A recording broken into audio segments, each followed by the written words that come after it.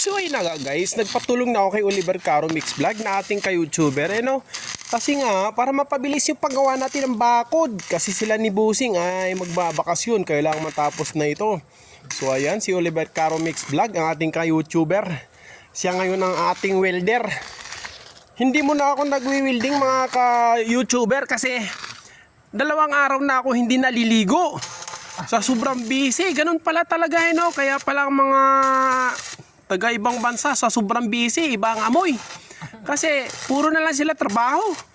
Hindi nila naisip maligo kasi pag trabaho, pag uwi sa bahay, tulog, pag gising sa umaga, pasok, wala na ligo-ligo. Ganun nangyari sa akin mga ka-YouTuber. Ayan, ganito pala ang buhay ng ganun. Ayan, kaya buti na lang, andito si ka-YouTuber natin, si Oliver Caro Mix Vlog. Siyang pinag-welding ko para mamaya makakaligo naman ako. Ayun. Oh. Galat out shop.